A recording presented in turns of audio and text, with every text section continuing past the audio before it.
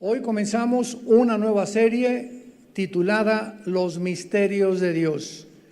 Y cuando estoy anunciando yo que vamos a hablar acerca de los misterios de Dios, imagínense ustedes que el Dios cuyos pensamientos son más altos que los nuestros y cuyos caminos son muchísimo más grandes que los nuestros, que Él haya puesto aquí en 66 libros, que es el compendio de los cuales la Biblia está formada, sus pensamientos.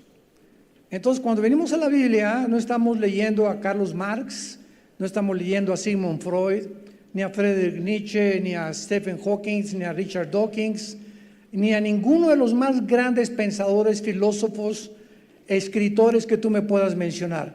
Cuando venimos a la Biblia, estamos introduciéndonos ni más ni menos que en la mente de Dios. Yo cuando comencé a comprender eso hace algunos años, comencé a tener ese temor santo, respetuoso, de venir a la Biblia y siempre orar antes de abrirla y decirle: Señor, como dice el Proverbios 8, justas son las razones de mi boca, no hay nada torcido ni perverso en ellas. A todos los que entienden son rectas, y a los que han alcanzado la sabiduría lo van a entender. Entonces, caminar con Dios es la aventura más grande que un ser humano pueda tener. Hace algunos años, en los 60 del siglo pasado, hubo un gran filósofo, científico, astrofísico, que fue el que diseñó el cohete que llegó a la Luna en 1969. Su nombre, Wernher von Braun. Él era un alemán nacionalizado norteamericano, y todos los días ahí en la NASA, Wernher von Braun tenía estudios de la Biblia con todos los ingenieros, astrofísicos, astrónomos, etcétera, etcétera, que compusieron y estuvieron en este proyecto tremendo cuando el hombre pisó la Luna. Y él escribió las siguientes palabras y dijo: caminar con Dios es la aventura más grande que un hombre pueda tener. Conocer a Dios, el más delicioso de los afectos, y entender a Dios, el misterio más grande del pensamiento humano. Así que pienso que la mayor parte de ustedes que nos están escuchando son cristianos, pero hay cristianos de diferentes niveles. Hay cristianos de kindergarten, hay cristianos de preprimaria, de primaria, de secundaria, de preparatoria y de carrera, de doctorado, etcétera, etcétera, porque caminar con Dios es ilimitado y podemos llegar a los niveles insospechables que ni siquiera nos imaginábamos que la mente humana pudiera de llegar. Así que ahora que entendemos esto, sabemos que en este libro hay misterios. Y la palabra misterio, musterión en el griego, significa algo que no ha sido revelado en el Antiguo Testamento. O sea, en el Antiguo Testamento entramos a un mundo de guerras, de un tabernáculo, de ofrendas, de sacrificios, que el sacerdocio levítico, lo impresionante de los primeros capítulos del Génesis, donde se nos describe la creación humana, la diferencia entre nosotros y los animales.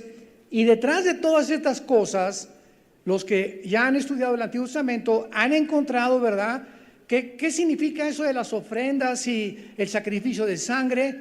Misterios. Misterio, está lleno de misterios. Y cuando entramos al Nuevo Testamento, Dios escoge a los apóstoles para a ellos, bajo el Nuevo Testamento, comenzar a revelarles los misterios escondidos bajo el Antiguo Testamento. Y a uno de los apóstoles a quien Dios le dio la revelación de más misterios fue al apóstol Pablo. Abran sus Biblias, por favor, en el libro de Efesios, capítulo 3, y veamos rápidamente esta verdad.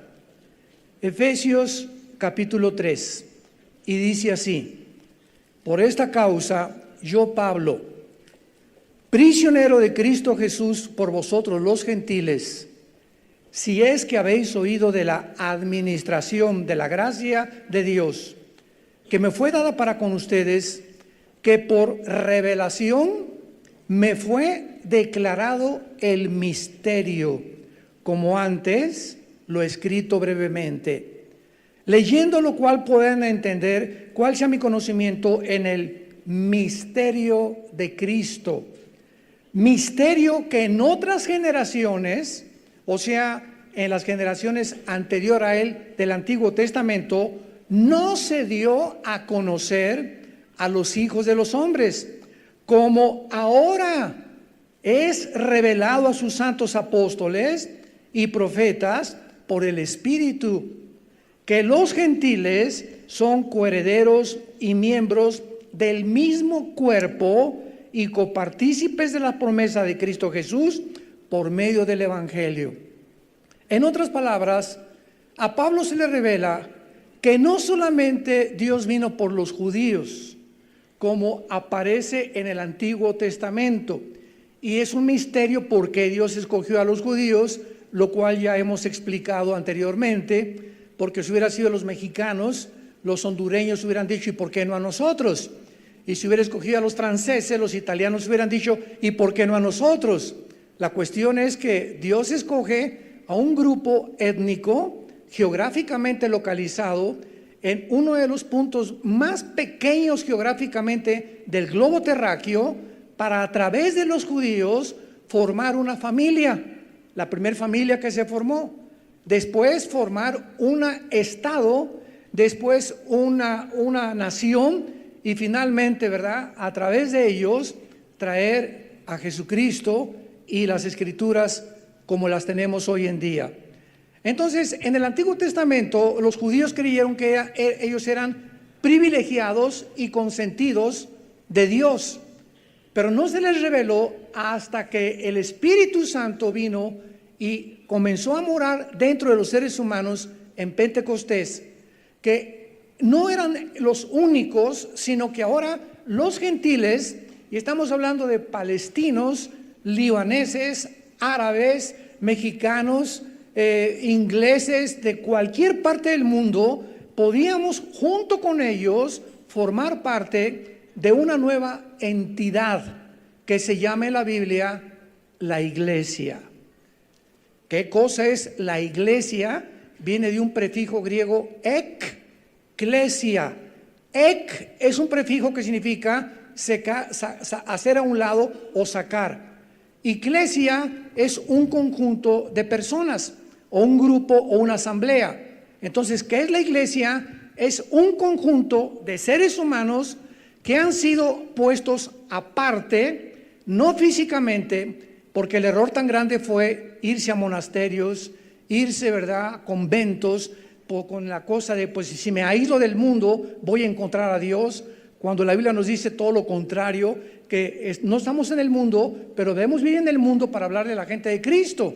Entonces la iglesia es un grupo de personas que espiritualmente Dios nos pone aparte, nos pone en una escuela, nos mete en un desierto para probarnos, nos comienza a entrenar para que podamos nosotros ya, al conocer a Cristo, teniendo 4 o 5 años en Cristo, regresar a tu familia, a tu escuela, a la sociedad y hablarles del mensaje más glorioso que Dios escondió a través de la historia. Que de tal manera amó Dios al mundo que dio a su Hijo unigénito, para que cualquiera de ustedes que en Él crea no se pierda, mas tenga la vida eterna.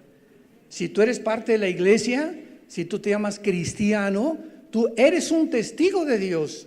Y si tú te dices cristiano y no has dado este testimonio, comenzando en la familia, a tus amistades, tu cristianismo no es cristianismo, es una mera religión. Entonces es importantísimo poder divorciar las religiones y lo que es un religioso de un cristiano, porque cuando Cristo bajó hace 2000 años, no bajó a traernos una nueva religión de las cientos de religiones que hay en el mundo. Él bajó del cielo a traernos la reconexión con su Padre mediante su sacrificio en la cruz. Entonces, cuando alguien, por ejemplo, en Estados Unidos, que ya ves que llenan muchos formularios para diferentes cosas, me preguntan, ¿usted qué religión tengo? Le pongo ninguna. ¿Cómo que usted no tiene ninguna religión? No, no tengo ninguna religión. Yo no soy religioso. Entonces, ¿qué profesa usted? Yo soy cristiano. Y el cristianismo es una relación dinámica viva, orgánica, con alguien que está vivo. Tú puedes ser católico o protestante o mormón o nazareno o bautista o presbiteriano sin tener una relación con Jesucristo. Eres religioso. Heredaste, tus papás eran bautistas, pues tú eres bautista. Tus papás eran católicos, heredaste la religión católica. Eres mormón, heredaste la religión mormona. Pero eso no nos hace cristianos. Es como si entrar a McDonald's, te conviertes en una hamburguesa. Muy bien. La Biblia, pues, es un libro lleno de misterios. A mí me apasiona investigar, conocer los misterios que todavía están comenzando. Vamos a demostrar en primer lugar, en esta mañana, que estos misterios, los más profundos que encontramos de la mente de Dios, ¿a quién creen que se les va a ser revelados? A nosotros, los de esta generación. No a los del siglo XX ni a los del siglo XIX. Somos nosotros, lo vamos a corroborar esto, porque esto nos va a entusiasmar más, que Dios está ahorita buscando hombres y mujeres a quienes revelarles sus pensamientos, los íntimos secretos más profundos de su ser y de su espíritu, para que nosotros podamos llenarnos con este conocimiento, no para enriquecer el intelecto, sino para poder comunicarlo al mundo, a un mundo que a nuestro alrededor se está derrumbando. Un mundo que se está derritiendo, un mundo que está en una oscuridad como jamás lo habíamos visto. Muchas de las cosas o los misterios que eran oscuros todavía hace algunos años se van a aclarar para todas aquellas personas a quienes fueron escritas mientras más nos acercamos a los tiempos finales. Veamos algunos pasajes de la Biblia, por ejemplo, en el libro de Daniel, capítulo 2, versículos 27 y 28. Aquí es un caso cuando el rey Nabucodonosor, rey de Babilonia, tuvo un sueño, como se recordarán, de una estatua grandísima, y pues el misterio era un misterio. El sueño de Nabucodonosor, como lo vamos a ver, le fue revelado a Daniel. Daniel capítulo 2, versículo 19 dice: entonces el secreto, ¿qué secreto? El secreto de Nabucodonosor. ¿Qué fue lo que soñó Nabucodonosor? Le fue revelado. Toda la mente de Dios viene por revelación. Sígame con mucho cuidado. La mente de Dios, la mente humana no puede penetrar en la mente de Dios. Tú me puedes decir, pues mire, yo soy físico matemático y tengo 3 doctorados en psicología. Me puedes decir la disciplina académica que tú me quieras mencionar. Si tú quieres conocer a Dios, no lo vas a conocer ni mediante tu intelecto ni por medio de la investigación científica. ¿Por qué? Porque Dios se revela.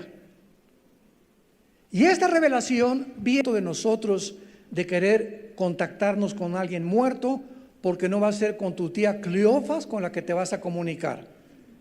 Va a ser con demonios, espíritus demoníacos que engañan a los seres humanos para desviarlos de la revelación de Dios. Veamos ahora en Jeremías capítulo 23 otro pasaje. Jeremías capítulo 23, versículo 20, que dice así, Jeremías 23, 20: no se apartará el furor de Jehová hasta que lo haya hecho, y hasta que haya cumplido los pensamientos de su corazón. En los postreros días lo entenderán cumplidamente. Ya Dios comenzaba a los profetas del Antiguo Testamento anunciarles muchas de las cosas que estoy haciendo ahorita, y muchos de los juicios que he llevado a cabo no los van a entender. Los van a entender en los últimos días. ¿Cuáles son los últimos días? Los que tú y los que yo estamos viviendo. ¿Por qué comenzamos a comprender más a Dios? Porque hemos recibido su Espíritu dentro de nosotros. Y Él nos está abriendo completamente el entendimiento para comprender las cosas que ni por la investigación científica ni por la intelectualidad se pueden conocer. Vean ustedes ahí mismo en Jeremías, el capítulo 30, versículo 24. No se calmará el ardor de la ira de Jehová, hasta que haya hecho y cumplido los pensamientos de su corazón. En el fin de los días entenderán esto. Otra vez se vuelve a revelarnos que es hasta el fin de los días cuando vamos a conocer un poco más de Dios. Y en el Salmo 111, versículo 10, hay una revelación extraordinaria y dice así: el principio de la sabiduría es el temor de Jehová. Buen entendimiento tienen ¿quiénes? Los que practican sus mandamientos.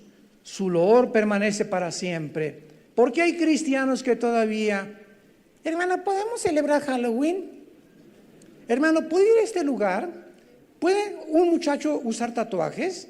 ¿Las mujeres pueden usar pantalones? El pelo corto lo pueden usar las mujeres. Y están en un nivel, ¿verdad? O sea, no han entendido lo elemental, están en kinder todavía, haciendo preguntas que ya pertenecen a kindergarten. ¿Por qué? Porque no entienden todavía la mente de Dios. No han comprendido Romanos 14, 1 Corintios 13, etcétera, etcétera, por su falta de madurez. Ahora vayamos a 1 Corintios 2, que es el pasaje más clásico, más claro acerca de lo que estamos hablando. Este pasaje está lleno de profundidad y de la mente de Dios para que lo podamos entender. 1 Corintios capítulo 2, versículo 6 en adelante. Sin embargo, hablamos sabiduría entre los que han alcanzado madurez. O sea, si yo predico ahorita este mensaje de Dios y te hablo de los misterios de Dios y tú no los entiendes, ¿por qué no los entiendes? Porque no has madurado. No has alcanzado la madurez. A un niño de 5º año de primaria, trata de enseñarle álgebra integral. O a un niño de 6º año de primaria, trata de enseñarle cálculo diferencial. ¿Cuál es el problema? Tiene un cerebro igual que el tuyo, que el mío, pero un niño de 5º año de primaria o uno de 6º no alcanza a comprender el álgebra integral o el cálculo diferencial porque no ha madurado todavía y no ha pasado ese nivel de comprensión de matemáticas. Entonces, así es espiritualmente. Hermano, ¿me pueden decir la predestinación? ¿Cuántos años tienes en Cristo? 2 años, estás chamaco. O sea, queremos muchas veces querer tener respuestas que van más allá de nuestra comprensión porque nos falta madurez. Entonces necesitamos paciencia y crecer en el conocimiento de Dios, como lo dice el Salmo. Entonces, esta sabiduría, dice Pablo, es para los que han alcanzado madurez. Y sabiduría no de este siglo, no es de este mundo. No la encuentras en Sócrates, ni en Platón, ni en Demóstenes, ni en Aristóteles, ni en Julio Verne, ni en ningún hombre que me puedas mencionar. Los pensamientos de Dios no los tiene nadie más que los tiene la Biblia y los hombres a quienes Dios se los reveló en las Sagradas Escrituras. Entonces, la sabiduría de la Biblia no es de este mundo, choca contra la sabiduría humana, porque la palabra de la cruz es locura al que se pierde, 1 Corintios 1:18. Entonces, no es de este mundo la sabiduría de Dios. Y sigue, continúa, ni de los príncipes de este siglo que perecen, mas hablamos sabiduría de Dios en misterio. O sea, los pensamientos de Dios están escondidos. Están escondidos, están ocultos a las mentes humanas que no han madurado. Y que Dios tiene como recompensa a los que le buscan y a los que caminan con Él. Es una sabiduría escondida a la mente más inteligente y más intelectual que me puedas mencionar. Y dice, la sabiduría oculta, la cual Dios predestinó antes de los siglos para nuestra gloria, que ninguno de los príncipes de este siglo conoció, porque si lo hubieran conocido, nunca hubieran crucificado a Cristo. En otras palabras, si el diablo que se metió a Judas hubiera sabido que la muerte de Cristo en la cruz del Calvario, ese espectáculo tan horrible que era la cruz de Cristo, hecho un guiñapo humano, le sangraba desde la cabeza hasta los pies la sangre. Si el diablo hubiera sabido que ahí se encontraba la sabiduría de Dios y que era la muerte de Cristo lo que lo iba a vencer, nunca se hubiera metido a Judas.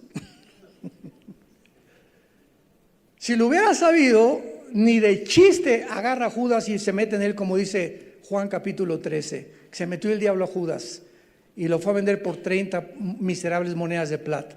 O sea, ni siquiera Satanás, Lucifer, el príncipe de las tinieblas, con los demonios y con los ángeles que tiene, ni siquiera ellos conocen lo que Dios nos quiere a nosotros iluminar para saber. ¡Qué barbaridad! Y dice el versículo 10, pero Dios otra vez nos la reveló. Todo viene por revelación, por el Espíritu, porque el Espíritu todo lo escudriña o todo lo investiga, aún lo profundo de Dios. O sea, ¿quién conoce la mente de Dios? Su Espíritu. ¿Quieres conocer la mente de Dios? Ok, su Espíritu tiene que entrar a tu espíritu, como lo vamos a ver a continuación. Porque ¿quién de los hombres, versículo 11, sabe las cosas del hombre, sino el espíritu del hombre que está en él? En otras palabras, este fue el dilema del doctor Sigmund Freud. Freud trató de penetrar en lo más profundo del ser humano, que él consideró que era la psique, la mente. Y dijo Freud, si yo puedo penetrar la mente humana y llevarlo al inconsciente a través del hipnotismo, porque así comenzó él hipnotizando a los pacientes que él tenía de neurastenia y histéricos, etcétera, etcétera, y los regresaba al consciente, se dio cuenta que él mismo, Freud, era una persona que se levantaba a las 2 de la mañana gritando y le decía a su esposa que veía visiones. Y era un hombre neurasténico, el padre de la psicología, Jesús, María y José y el burrito que los acompaña, pamaestrín, como decimos en mi tierra. Entonces, él se equivocó. ¿Por qué se equivocó Freud? Por no entender que el ser humano no es mente nada más. Algo más profundo tiene el ser humano en su composición que Dios creó. Y es lógico que solo Dios nos pueda revelar quiénes somos y cómo funcionamos. Entonces la Biblia nos dice, es el único libro que nos dice que somos un espíritu. Y lo puedes apuntar, soy un espíritu, tengo un alma, o sea la mente, y vivimos dentro de un cuerpo. El cuerpo que tenemos, que está sujeto a la segunda ley de la termodinámica, a la ley de la entropía, que diario celularmente estamos muriendo, es simplemente el envase donde algo más grande se nos revela en la Biblia que vive dentro de nosotros. Tenemos un alma y un espíritu, y cuando muramos, tu cuerpo puede caer en la panza de un tiburón, en un terremoto, te pueden quemar como quemaron a los cristianos los primeros años haciendo teas humanas, te pueden cremar o te pueden mandar al panteón, acabamos en el polvo. No importa lo que le hagan al cuerpo, pero el alma y el espíritu dentro de tu vida van a salir en el momento de tu muerte para presentarse delante de Dios como tu juez o como tu salvador. Porque tenemos una sola vida, esta vida nada más, para determinar qué vamos a hacer con Jesús. Y continúa Pablo diciendo, versículo 11, ¿quién de los hombres, esta pregunta la debió haber leído Freud, ¿quién de los hombres puede saber las cosas del hombre sino el espíritu del hombre que está en él? Así tampoco nadie conoció las cosas de Dios sin el Espíritu de Dios. Hay lógica aquí, ¿verdad? Así como nosotros no podemos conocer a nosotros mismos, y todavía es el dilema de la antropología, ¿qué es el hombre? ¿Quiénes somos? Y como no hay respuestas, ¿qué creen que han contestado? Que venimos de Chita. que somos animales evolucionados. Imagínense nada más la ignorancia del mundo pseudocientífico. Como no podrán jamás descubrir los elementos que forman al ser humano, también los científicos inventan teorías como la famosa teoría de la evolución, que la siguen enseñando en las universidades, sin que haya una prueba, una sola prueba científica. Maestros que nos escuchan, universitarios, una sola prueba científica no existe de una mutación de una especie a otra especie, una sola. El famoso eslabón perdido. Y dice el versículo 12, y nosotros no hemos recibido el espíritu del mundo, sino el espíritu que proviene de Dios, para que sepamos lo que Dios nos ha concedido, lo cual hablamos también con palabras enseñadas por sabiduría humana, no con palabras de sabiduría humana, sino con las que enseña el Espíritu, acomodando lo espiritual a lo espiritual. Y el versículo 14 es crítico. El versículo 14 es importantísimo y nos da la respuesta por qué las personas ilustradas intelectualmente, premios Nobel de medicina, de matemáticas, de física, ateos, inteligentísimos en su filosofía, porque estas personas no pueden entender la mente de Dios. Y dice así, pero el hombre natural, que es la persona que no tiene el Espíritu Santo, no percibe o no recibe las cosas que son del Espíritu de Dios. ¿Por qué? Porque son locura para ellos. Ahí está. Son locura. La cruz, Adán y Eva, las guerras de la Biblia, la forma como se comporta Dios en la Biblia, las revelaciones de la Biblia, son locura. Y la mayor parte, el 98% de los ateos, hace poco murió uno de los más grandes ateos, Christopher Hitchens. Tengo varios debates de él en videos, los puedes ver con cristianos. Y Hitchens murió de cáncer a los 60 y tantos años de edad en Inglaterra. Y él escribió un libro diciendo que él creía, porque le preguntaron por qué no creía en Dios, por qué se volvió ateo. Y él dijo lo siguiente, porque las religiones son el veneno del mundo. Así lo dijo él. Antes que él, otro revolucionario comunista, Lenin, en 1920, cuando inició la revolución bolchevique, Lenin usó esta frase: la religión es el opio de los pueblos. Yo a Lenin y a Hitchens les digo amén y amén. Así es. Y Hitchens decía, es que vean ustedes lo que la religión hace. Los 19 musulmanes radicales en el año 2001, el 11 de septiembre, se fueron contra las torres de Nueva York, dice Hitchens en su libro, porque ese es el radicalismo de las religiones. Estaban fanatizados, y ¿cómo pueden llamarle una religión cuando se van contra las torres? Eso es lo que hacen las religiones, dijo él. Y también dijo, miren lo que hizo la iglesia romana, la iglesia católica. Durante casi 300 años, la Inquisición con Torquemada en España mataron a más de 300,000 seres humanos porque no obedecían al Papa. Los destazaron, les sacaron las uñas, les cortaron el pelo, los quemaron vivos en la famosa Inquisición. Y después dice Hitchens, ¿qué hizo la Iglesia Católica en Jerusalén? Mandó en los cruzados, en la época de las cruzadas, mandó a todo un ejército encabezado por San Ignacio de Loyola, le pusieron San Ignacio, era un santo, para matar a todos los musulmanes y sacarlos de Jerusalén. Entonces, estos ejemplos de la historia, de lo que ha hecho la religión, tienen toda la razón, pero no es la religión la que Jesús nos vino a traer lo que Él es con su Padre y la relación que podemos tener con Dios. Cuando yo estaba explicando esto en una universidad hace algunos años, un estudiante se paró y me dijo, bueno, pero ¿qué acaso cuando habla usted de religión o cuando los periodistas? Entonces, ignorancia tremenda. Y cuando los noticieros de televisión dicen, la religión cristiana, ¿qué no siempre que se menciona religión se une con la palabra Dios? Y le dije, miren nada más cuánta ignorancia. El budismo es una religión atea. ¿Atea? Así es. El budismo es una religión atea. ¿Y por qué se considera una religión cuando es atea? En otras palabras, el comunismo, la ideología comunista, está considerada también una religión, una ideología de izquierda.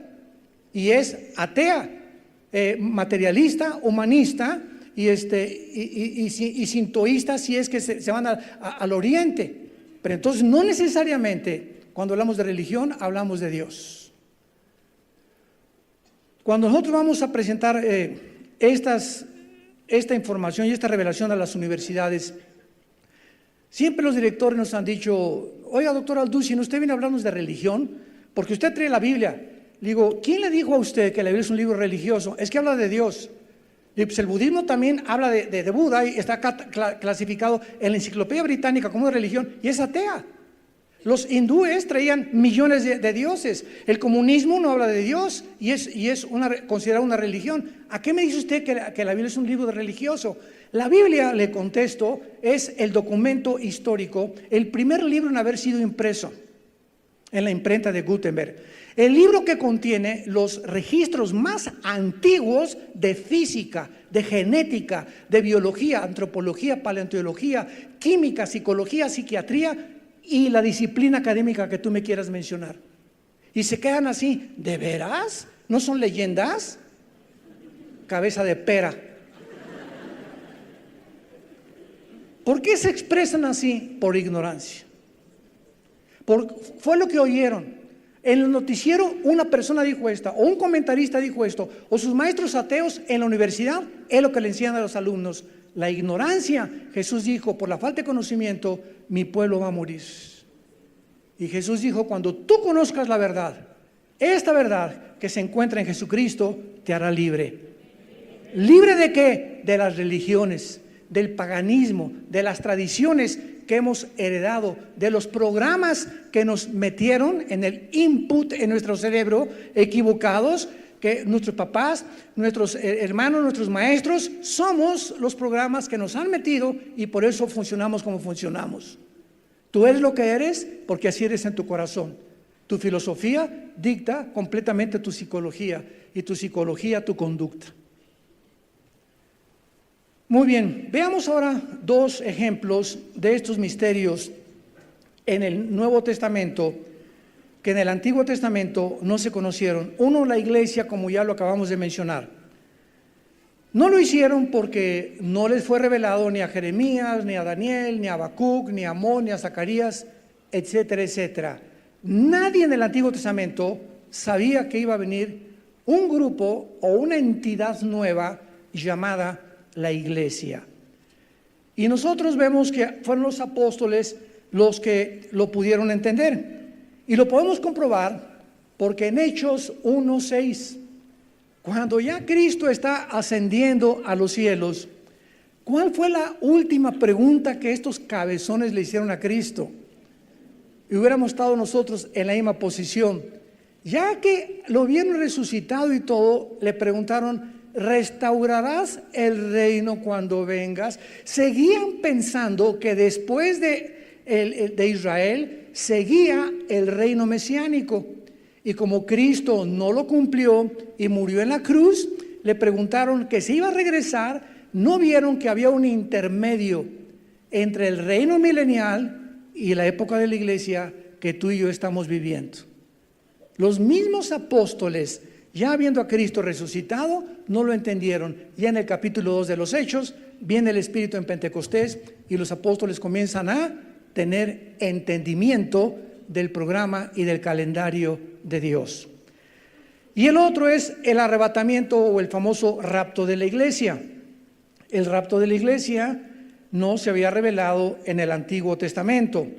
Hay figuras en Enoc. Acuérdense que en el capítulo 5 del Génesis, Enoc fue arrebatado a él solo, y Elías, que vino una carroza de fuego y se llevó a Elías. Son dos ejemplos de dos seres humanos que subieron al cielo sin morir y que son tipos del rapto. Pero la doctrina del rapto per se o en sí no fue revelada en el Antiguo Testamento. Vean 1 Corintios 15, versículos 51 y 52, que esta doctrina le fue revelada exclusivamente, no a Mateo, no a Marcos, no a Lucas, no a Santiago, no a Pedro, a ninguno de los apóstoles les reveló Dios el rapto de la iglesia más que a Pablo, como él se consideraba el último de los apóstoles. Dice 1 Corintios 15, 51, aquí os digo un misterio. ¿Por qué Pablo le llama misterio a lo que va a revelar? Porque no se había revelado en el Antiguo Testamento. Esta doctrina estaba escondida en el Antiguo Testamento. ¿Cuál es este misterio? Que no todos vamos a dormir, sino que todos seremos transformados. ¿Cuál es el misterio? Que va a haber una generación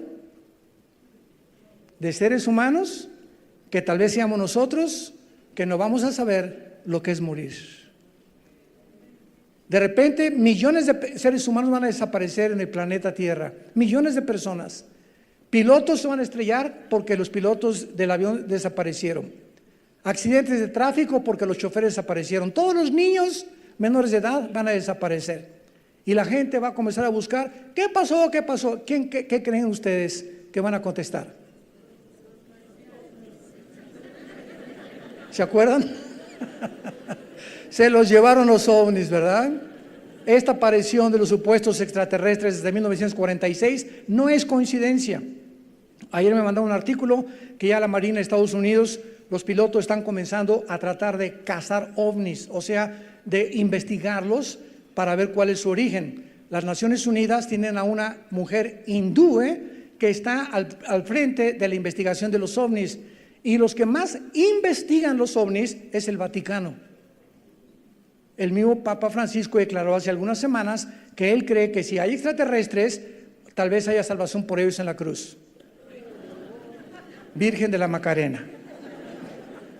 Bueno, dice así, este es el misterio, no todos vamos a dormir. La Biblia le llama dormir a la muerte, pero todos seremos transformados. En un momento, en un abrir y cerrar de ojos, a la final trompeta, porque se tocará la trompeta, los muertos serán resucitados incorruptibles y nosotros, o sea, los que estemos vivos, seremos transformados.